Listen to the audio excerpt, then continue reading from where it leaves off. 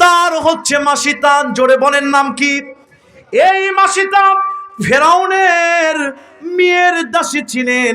এই মাসিতা ফেরাউনের মেয়ের মাসা আশ্রাতে গিয়ে চিরুনিটা পড়ে গিয়েছে। মাসিতা দেরি করে নাই, বলেছেন বিসমিল্লাহির রহমানির রহিম। মাসিতা যখন বিসমিল্লাহ পড়েছে, ফেরাউনের মেয়ে ডাক দিয়ে বলছেন, তুমি মুসার আল্লাহর নাম দিলে কেন? আমার বাবা তো বলেছে আনা রব্বুকুমুল আলা, সবচেয়ে বড় রব আমার আব্বা। তুমি দুধ কলা দিয়ে তোমাকে কালসাপ পুষাইছি আমরা, তুমি কেন ফের মুসার আল্লাহকে ডাকছো? এই মাসিতা, মুসার আল্লাহকে ছেড়ে দে, মুসার আল্লাহর দল ছেড়ে দে। মাসিতা বলছে জীবন দিয়ে দিব, তবু আল্লাহর দল থেকে পিছুবা হব না, সুম্মাস্তাকামু থাকবো। এই মাসিতা ফেরাউনের সামনে তাকে নিয়ে যাওয়া হলো। মাসিতাকে ফেরাউন বলল, মাসিতারে কালেমা ছেড়ে দে মাসিতা। মাসিতা চোখের পানিগুলো ছেড়ে দিয়ে বলে যে আল্লাহর উপর ঈমান এনেছি, জীবন যদি চলে যায় ওই রবের ওপর ইস্তেকামাত থাকবো, জীবন দিব তবু ঈমান দিব না। মাসিতাকে বলা হলো, মাসিতা জীবন যদি দিতে চাস তোর জীবন নিয়ে নিব, আল্লাহকে ছেড়ে দে। মাসিতা ছাড়তে চায় না। ফেরাউন সৈন্যগুলোকে ডাক দিয়ে বলছে, তেলের ডেস্কি নিয়ে আয়। ফুটন্ত তেলের ডেস্কি নিয়ে আসা হলো। মাসিতার বড় একটা মেয়ে, 8 থেকে 9 বছর বয়স, কলিজার কোলে একটা সন্তান, বয়স মাত্র 6 মাস। মাসিতার বড় মেয়েকে ধরা হলো আর বলা হলো, মাসিতা রবের আন্দোলন ছেড়ে দে, রব থেকে পিছুপা হয়ে যা। মাসিতা বলল, জীবন দিব, ছাড়ব না। মার সামনে বড় মেয়েকে ধরে ফুটন্ত তেলের ভিতরে ছেড়ে দেওয়া হয়েছে। মার সামনে বড় মেয়ের একদিকে হাড্ডি চলে গিয়েছে, আরেকদিকে চামড়াগুলো চলে গিয়েছে। মাসিতা চোখের পানিগুলো ছেড়ে দিয়ে বলছে, আমার বড় মেয়ে চলে গিয়েছে, হাউমাউ করে কাঁদছে। ফেরাউন ডাক দিয়ে বলছে, বুঝতে পেরেছি তোর জানের মায়া হয়েছে রে মাসিতা, তাড়াতাড়ি ইসলাম ছেড়ে দে, তোর ছোট মিয়ার তোর জান ভিক্ষা দিয়ে দিব। মাসিতা সঙ্গে সঙ্গে ফেরাউনকে বলছে, তুমি কি মনে করেছো নাকি আমি বড় মেয়ের জন্য কাঁদছি? আমি বড় মেয়ের জন্য কাঁদছি না আমার ভাইরা। আমি গুনাহগার, কোরআন থেকে রিসেন্টলি গবেষণা করে 36টা আয়াত দিয়া শহীদ যারা হয় তাদের 10টা পুরস্কার বানাইছি। সুবহানাল্লাহ কর। কোনদিন সুযোগ হলো বলবো। এই ফেরাউনকে মাসিতা ডাক দিয়ে বলছে, আমি বরং এই জন্য কাঁদি, আমার বড় মেয়ে, কোরআন বলছে আমার বড় মেয়ে জান্নাতে পাখি হয়ে গেছে, মেশকাম্বারের গন্ধ পেয়েছে, আহারে কখন আমিও শহীদ হয়ে যাব। মা কাঁদে, ছোট্ট কোলের সন্তান, দ্বিতীয় মেয়ের মুখ আল্লাহ খুলে দিয়েছে। আমার ভাইরা, শিশুকালে 6টি শিশু দুনিয়াতে কথা বলেছে, তার ভিতরে মাসিতার মেয়ে একটি। ডাক দিয়ে বলে, মা রে চোখের পানি ছেড়ে দিয়েন না, মা কাঁদেন না। রবের ওপর ইস্তেকামাত থাকার জন্য, আল্লাহকে রব মানার জন্য আজকে স্বৈর শাসকদের নির্যাতনের শিকার হয়ে আমার বড় বোন চলে গেছে, আমিও চলে যাব মা। বিশ্বাস করেন কাবার মালিকের কসম, আমি ছোট্ট কন্যার নাকের ভিতরে আল্লাহ জান্নাতের মেশকাম্বারের গন্ধ ঢুকায় দিয়েছে। মাসিতা দু চোখের পানি ছেড়ে দিয়া ফেরাউনকে বলছে, রে ফেরাউন, আমার ছোট্ট মেয়ের জানটা ভিক্ষা দিয়ে দে, আমাকে তুই শহীদ করে দে, তোর কি কলিজায় দেওয়া হয় না? এই নব্য ফেরাউন বাবাকে ধরে নিয়ে যে 11 বছর 8 বছর ধরে আয়না ঘরে শেষ করে দিয়েছে, এদেরও কলিজায় দেওয়া হয়নি।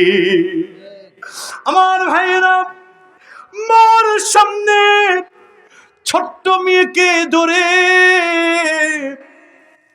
ফুটন্ত তেলের ভিতরে যখন ছেড়ে দেওয়া হয়েছে, মা দু চোখ এরকম করে ধরে চোখের পানি ছেড়ে দিয়েছে। বলেন তো, মা কি এই দৃশ্য দেখতে পারে? যে মা সন্তানের হাত কেটে গেলে মা বলে, তোর হাত কেটে গেলে আমার যেন কলিজা কেটে যা। এই মার সামনে ছোট্ট মেয়েকে তীরের ভিতরে যখন ছেড়ে দেওয়া হয়েছে, ছোট্ট মেয়ে পড়েছে আশহাদু আল্লাহ ইলাহা ইল্লাল্লাহু ওয়াহদাহু লা শারীকা লাহু ওয়া আশহাদু আন্না মুহাম্মাদান আবদুহু ওয়া রাসূলুহু। যখন মার সামনে সন্তান শহীদ হলো, মাসি তাকেও ধরে নিয়ে যে তেলের ভিতরে নরপিচার শেষ করে দিল। মা দুটি কন্যা সহ শহীদ হয়ে গিয়েছে।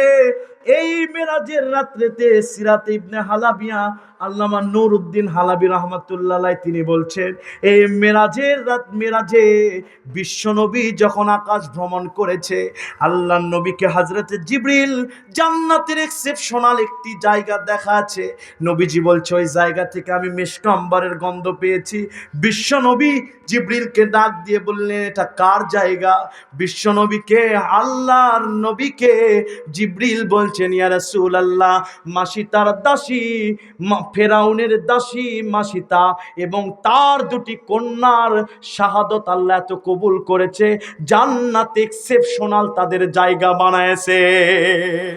সম্মানিত তাওহীদি জনতা, বাংলাদেশ ইসলামী আন্দোলন করতে গিয়া যখন একটা নেতাকে ফাঁসিতে নিয়ে যাবে, বলা হয়েছে কয় ঘন্টা আছে? বলছে 3 ঘন্টা। বলছে 2 ঘন্টা একটু ঘুমায়ানি, 1 ঘন্টা যখন থাকবে থাকতিস। আপনাকে যত বড় ট্যাবলেট খাওয়ানো হোক না কেন, মৃত্যুর কথা শুনলে আপনি তো 1 সপ্তাহ ঘুম হারায় ফেলবেন। আর এরা ইসলামী আন্দোলন করে 3 ঘন্টা শোনার পরেও 2 ঘন্টা ঘুমাইছে। ওই কঠিন মুহূর্তে তারা যদি ইসলামী আন্দোলন করতে পারে, আজকে সুদিনে আপনি মুসলমান, আল্লাহর দল কেন করবেন না? মাসিদ আল্লাহর দল করতে গিয়ে জীবন দিয়েছে। আমার ভাইরা, ফাঁসিতে ঝুলেছে এই দেশের নির্যাতিত নেতারা জাল্লাদকে বলেছে, আমি চলে যাচ্ছি, দুনিয়াতে থাকলে নামাজ পড়িও, আখিরাতে দেখা হবে। আমার মারা কলিজা দিয়ে দিয়েছে, সন্তানগুলো দিয়ে দিয়েছে। আপনি আপনার সন্তানকে সহ কেন আল্লাহর দিনের কর্মী হবেন না? এইরকম করে যারা সুম্মাস্তাকামু থাকবে, এই মানুষগুলো হতে পারে ভ্যানওয়ালা, হতে পারে রিস্কাওয়ালা, দিন আনে দিন খায়, ইসলামে ইয়ানত দিয়ে দেয়। আমার ভাইরা, এ মানুষ মৃত্যুর সময় যখন মমস্য অবস্থায় থাকবে, হযরতে আজরাইলের সাথে 500 জান্নাতি ফেরেশতা আসবে। এই ফেরেশতাগুলো আসার পরে কি করবে আমার ভাইরা জানেন নাকি? আপনি ইসলামী আন্দোলন করেছেন, রবকে মেনেছেন, রবের দিন পালন করেছেন, মৃত্যুর সময় আপনার আজরাইল এসে বলবে, ও আব্দুল করিম ও আয়েশা, ইসলামী আন্দোলন করেছিস, তুই রিস্কাওয়ালা হতে পারিস, ভ্যানওয়ালা হতে পারিস, টেনশন নাই। 3 নাম্বার প্রশ্ন, তাতানাজ্জালু আলাইহিমুল মালাইকাতু ইনদা মাউতিহিম। মুফাসসির বলছে, মৃত্যুর সময় হযরত আজরাইল তার সামনে এসে এই রকম হাতটা উঁচু করবে। তাফসীরে জাবেরীর হাসিয়া থেকে বলছি, আজরাইল যখন হাত উঁচু করে দিবে, বান্দাকে বলবে, রিস্কাওয়ালা, ভ্যানওয়ালা, দিন মজুর ও মহিলা, বিকাল বেলা অনেকে বেপত্তা হয়ে বাইরে ঘুরেছে, গীবত করেছে, তুই বেপত্তা হয়ে ঘুরিস না, নাই, নামাজে যাই নামাজে দাঁড়াইছিস, তুই তো ফাতেমার সাথে জান্নাতি যাবি, তুই তো খাদিজার সাথে জান্নাতি যাবে।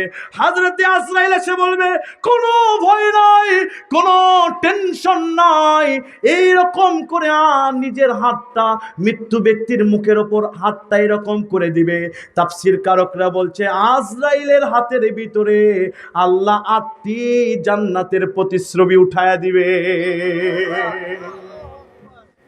টর্চ লাইট মুখে মারলে যেমন আলো লেগে যায়, ইসলামী আন্দোলন রবের দল করে রবের ওপরে ইস্তেকামাত যারা থাকে, সারা রাত ওয়াজ শুনে ফজর যারা পড়ে নেরা নয়, সারা রাত ওয়াজ শুনে ফজরের জন্য যারা অপেক্ষা করে অ্যালার্ম দিয়ে রাখে, এই মানুষগুলোর মৃত্যুর সময় যেমন টর্চ লাইট মুখে আলো দেয়, মৃত্যুর আগে চর্ম চোখে আল্লাহর 8টি জান্নাত দেখতে পাবে, জান্নাত তার মুখে আলো মেরে দিবে।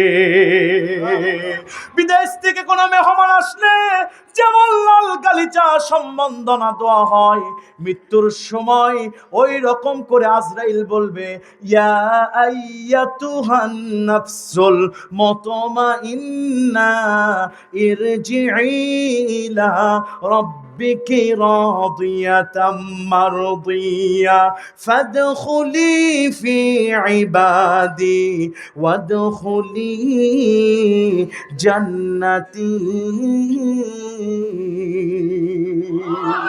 আজরাইল বলবে ও আব্দুল করিম, আই ফাতেমা, ও আয়েশা, ইসলামের দল করেছিস, যে রবের দল করেছিস, ইরজিইলা রাব্বিকি রাদিয়াতাম মারদিয়া, ওই রবের ডাকে বের হয়ে আয়, স্মুথলি বের হয়ে আসবে, কখন রুহু কবজ হবে বুঝতেই পারবে না।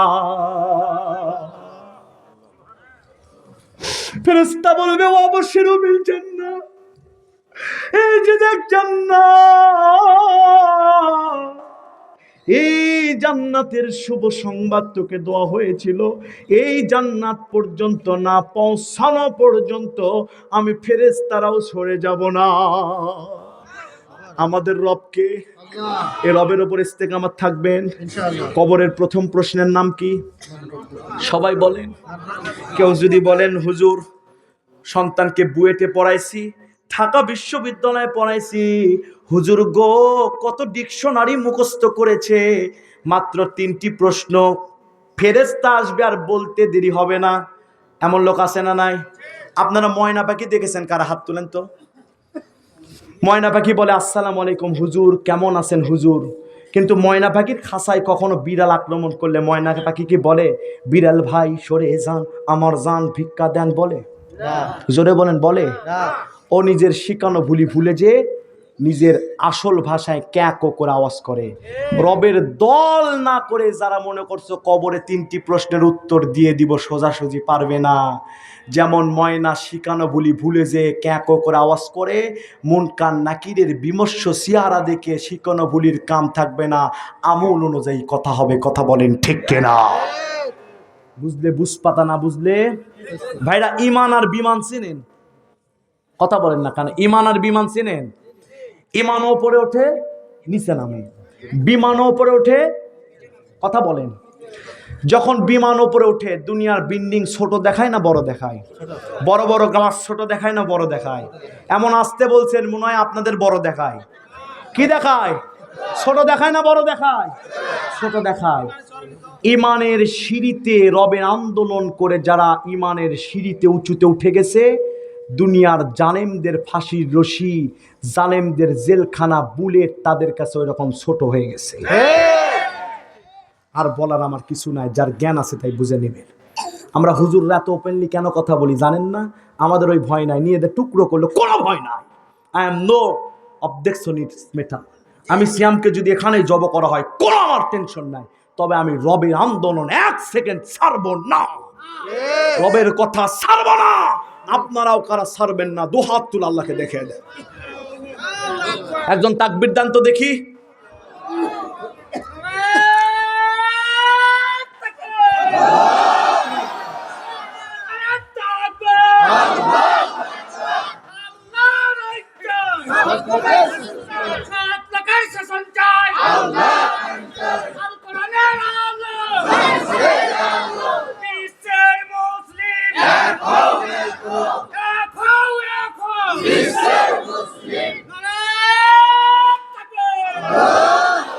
প্রিয় ভাইরা আমার, তাহলে রবের দলের কর্মী যারা হবে মৃত্যুর আগেই তারা জান্নাত দেখতে পাবে। সাইদি হুজুরকে বলা হয়েছিল, হুজুর হক দল কোনটা বলেন তো? হুজুর বলেছিল, বাজারে ইলিশ মাছ কিনতে গিয়ে কোন দোকানে খাঁটি ইলিশ, টাটকা ইলিশ আছে তুমি দেখলেই চিনতে পারো। যে দলের উপর নির্যাতন বেশি হয় কোরআন সুন্নাহ অনুযায়ী সেটাই হক দল। বলবেন হুজুর দলিল দেন, ইমাম ইবনে তাইমিয়া রাহমাতুল্লাহি আলাইহি তিনি বলছেন, যে দলের উপর ইসলাম প্রতিষ্ঠা করতে গিয়ে নির্যাতন বেশি আসবে, মানুষ মনে রাখবে সেটা আল্লাহর দল। জোরে বলেন আল্লাহু আকবার। এখন আমি দেখতে চাই, এই রবের দল তো করে ওয়াজ শুনলেন, এখন হবে আসল পরীক্ষা। বলবেন হুজুর কেমনে? এতক্ষণ বললেন আমরা রবকে মানবো, জীবনও দিব। আল্লাহ বলছে, ইন্নাল্লাহ আশতারা মিনাল মুমিনিনা আনফুসাহুম ওয়া আমওয়ালাহুম বিআন্না লাহুমুল জান্নাহ। জোরে বলেন আল্লাহু আকবার। এখন দেখি কারা ওঠে, খালি দেখবেন কারা ওঠে। ও দে গেল গেল গেল, দেখে নেন আল্লাহর ওলি গেল। প্রিয় ভাইরা আমার, আজকে কিছু যুবকের আছে, আমি 5 মিনিট কথা বলবো, আপনারা দিবেন না? আমি মেহমান, 7 ঘন্টা 8 ঘন্টা জার্নি করে এসেছি, আমাকে এটুকু সম্মান দিবেন না? আপনারা দিবেন না? আজকে কিছু যুবকেরা আছে এখনই বলতেছে হুজুর রবকে মানবো, অথচ এই যুবকেরা কানে হেডফোন দিয়ে রাত্রিবেলা ঘুমে যায়, এশার নামাজও পড়ে না, ফজর নামাজের বালাই নাই, আছে না নাই? আমি যুবকদেরকে বলছি, গভীর রাত্রে রাত 2টার দিকে তাকিয়ে দেখো, তোমাকে একজন নাম ধরে ডাকছে, চোখটা খুলে দেখো, উনি আর কেউ নয়, তোমার মালাকুল মাউত। কি অবস্থা তোমার হবে বলো তো? ইদা জা আজালুহুম লা ইস্তাখিরুনা সাআতাও ওয়া লা